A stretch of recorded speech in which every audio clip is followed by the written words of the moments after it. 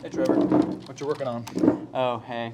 I'm trying to come up with ideas for the intro to episode 3, but I can't come up with anything. You got any ideas? Nope. If only someone could come up with a good idea. Did somebody say good idea? Let's just brainstorm. I got nothing. Do you guys hear that?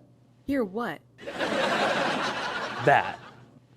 I guess I never really noticed that. Wait, what if we are the intro skit, and that's why we can't come up with anything? Well, if we're in the intro skit, does that mean... Wait. I'm Nia. And I'm Naya, and you're watching The Oli Way Show. Welcome to Season 7 Episode 3 of The Oli Way Show!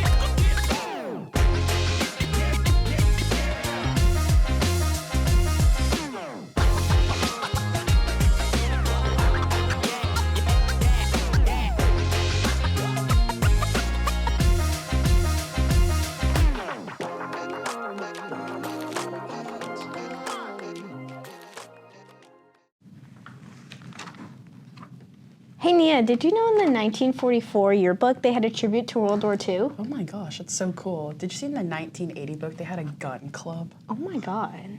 Wait, if this is the first edition. And this is the 59th edition, and this is the 99th.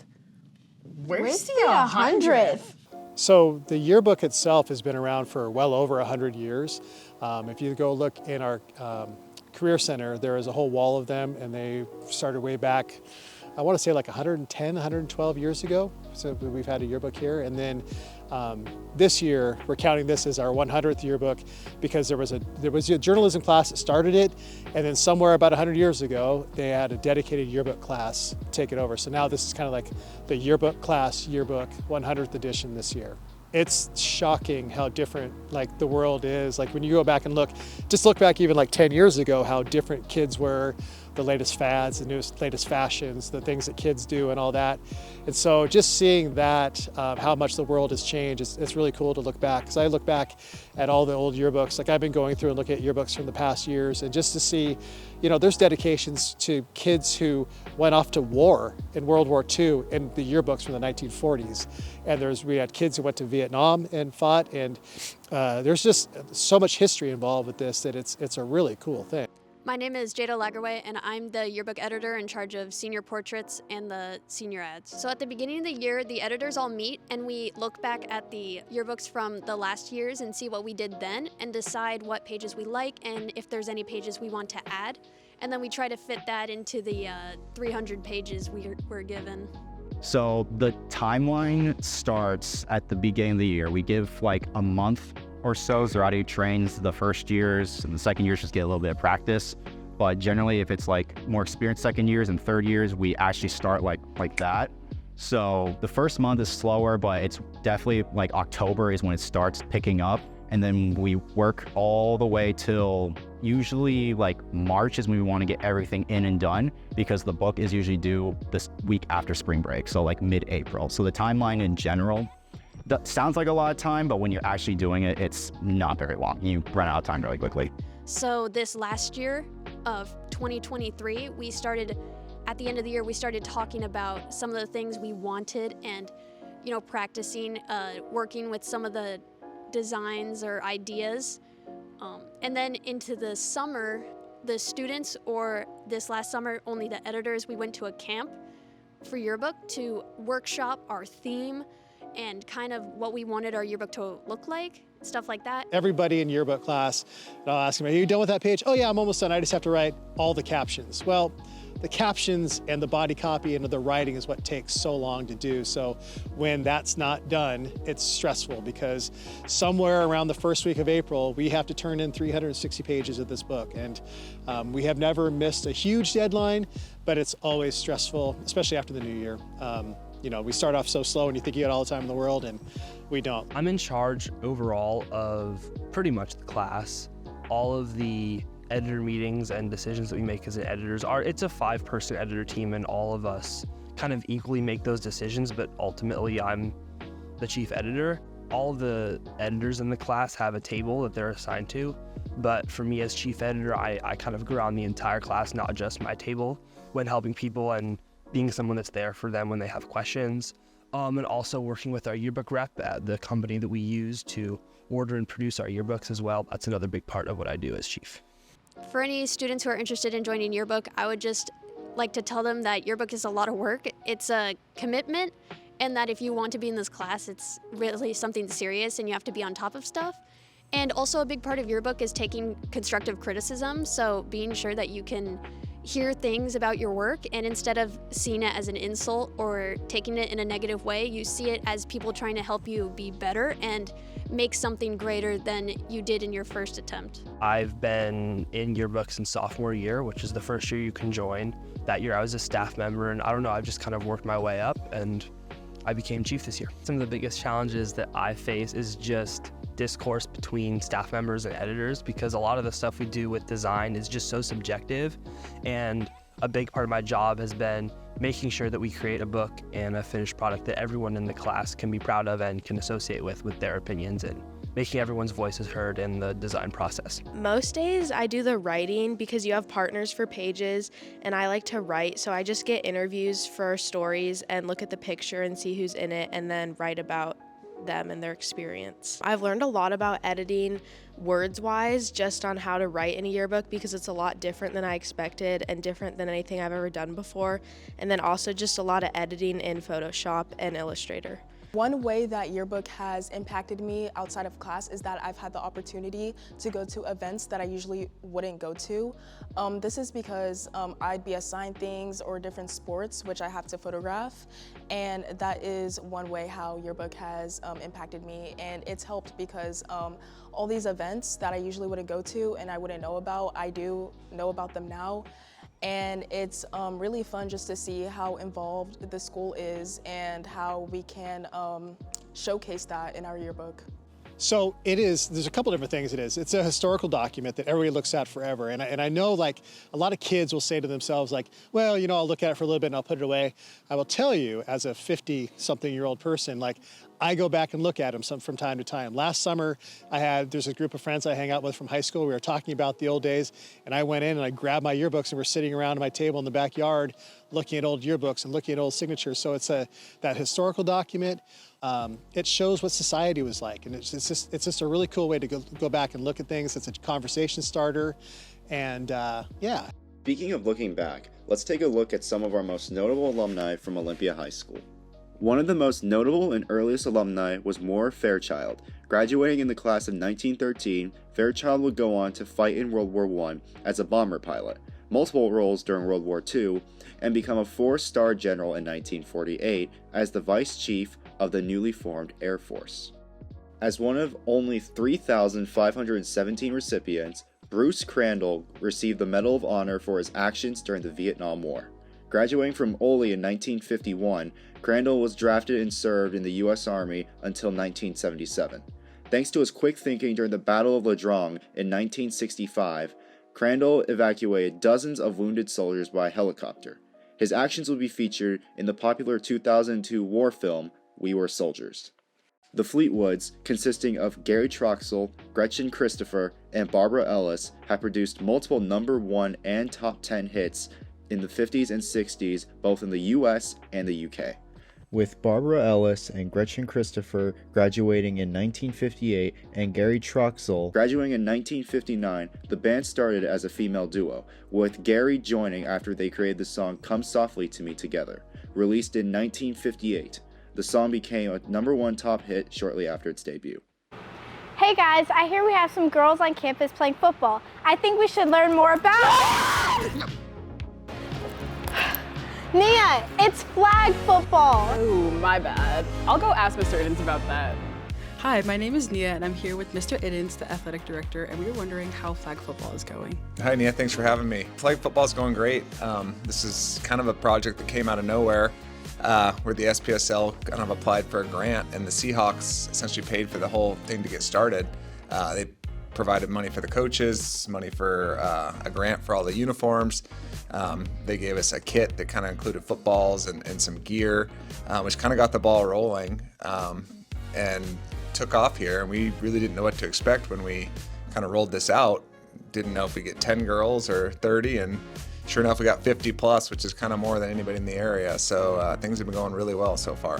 Ooh, that's cool. And is it an official WIA sport? Like, will there be any playoffs or championships? Yeah, so we're kind of throwing this all together as we go here and trying to make it as big as possible. As of now, it is not a WIA sanctioned sport, but it is on the agenda to be voted on to be added as an official sport for next year. There will not be a true state champion, but we are trying to put together some sort of a playoff system in the South Sound, because we do have 50 plus schools in this area who have added girls flag football. So we're trying to do the best we can to create a championship in that form. Thanks for talking with us, and let's go take a look at some footage of flag football and all the other winter sports.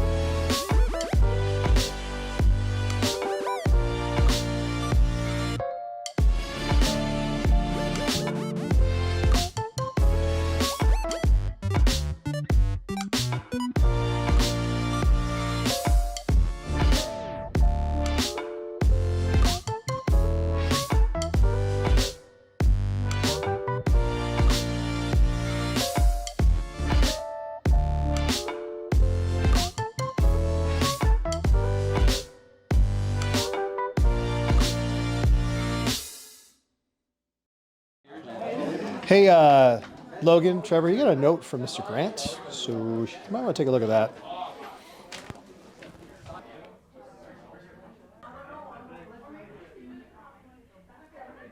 Logan, I swear if you got me in trouble, my mom is gonna kill me. It was not me this time. It had to have been you. Yeah, right. Wait, aren't we interviewing Mr. Grant today? Oh, we scheduled this appointment. Oh. Mr. Grant, this is your 22nd year of being principal at OHS. Did you know that you were the longest active principal at the same building at any level of school in the state of Washington? Well, it's official. We've confirmed that with the Washington State Principals Association, and we think that an interview with you about your experiences is long overdue. Can you start by telling us what it has been about OHS that has kept you here for your entire principal career? Wow, I kind of feel like a dinosaur hearing all that information. Well, what's kept me here, I think, is clear. It's the community we live in, man. It's like a great place to live. And number one thing is students. I mean, people ask me, like, why don't I move to a place that doesn't have students? Because that's the hard part. It's also the fun part. It's the exciting part, the part that keeps me coming to work. Every day is a little bit different. Love the excitement of people who want to change the world or people who are excited about learning. It's just a place to be, so I'm always happy to be here. What have the biggest changes been in education during your run as a principal?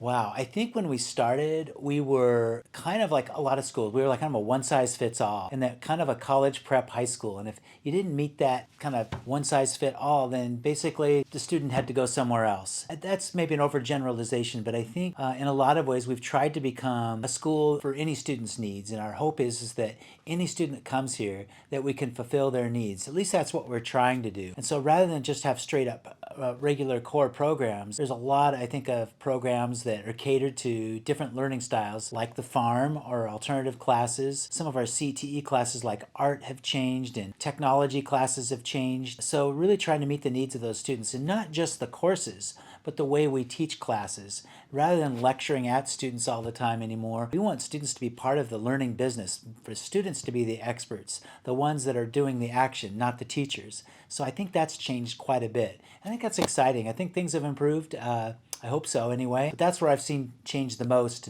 What have your biggest changes been? Biggest changes for me? You know, I think as a new principal, I was very self-conscious, you know, when I got up and spoke in front of other people. I wasn't used to all the eyes on me, and so I think very kind of aware of my own kind of mistakes and my own flaws. And I think I've realized that it's not just about me, and to really, when I'm up there speaking, to kind of be talking about the issue and really take that lens off me and the focus on the problem or the topic at hand. And I hope now that I'm able to kind of put my own self-consciousness aside and really look at how we make positive change. I think I used to be, though, at the same time, kind of more of a risk taker. And sometimes, you know, when you fail, like when you're young, you don't know the difference. You just go ahead and try it anyway.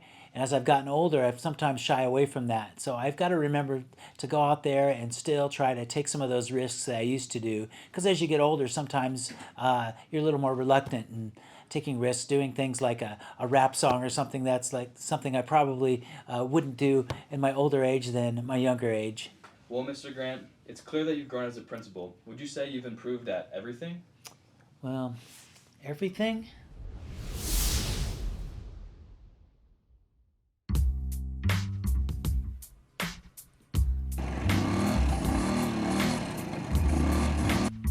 Yo, what it is? MC Grant up in here.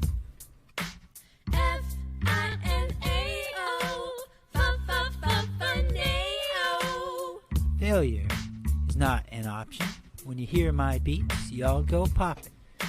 You do your homework, you pass your tests. Failure ain't an option. Don't give it a rest. I'm not sure about everything, but I'm definitely more fly than I used to be.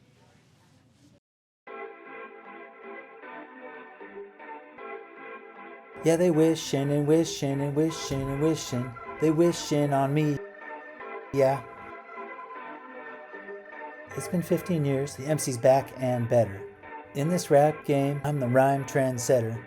Start at 9 a.m. to learn with me. You know that I like it with my family. I've been moving forward with that PCT. Pride, courage, tradition, that is the key. Holy Bears, you know that we are proud to be. It's the only way to practice PCT. Grand Slam, Grand Slam. My courage strong when fear is gone. My dreams ahead from dusk till dawn. Honor past, embrace the new. Embrace. Always got that PCT. Yeah, wait. Every step is legacy. For us. From Carline to North Street. Oh yeah. Good kids. There's a lot of good kids here at Ole, at Ole, at Ole, at Ole, at Ole.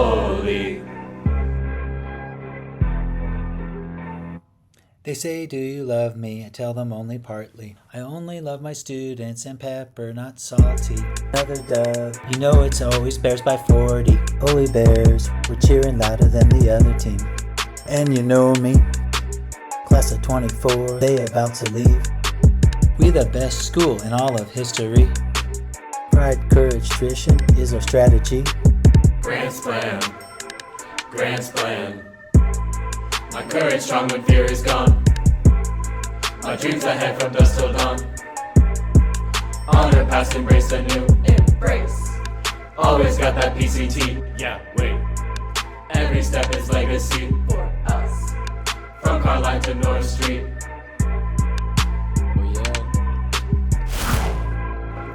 Good kids. There's a lot of good kids here at Ole, at Ole, at Ole, at Ole, at Ole. Yeah.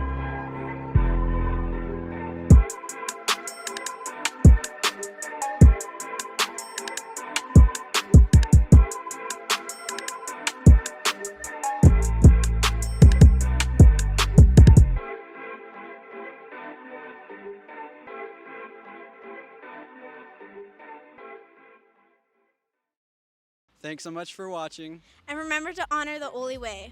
See you guys next time.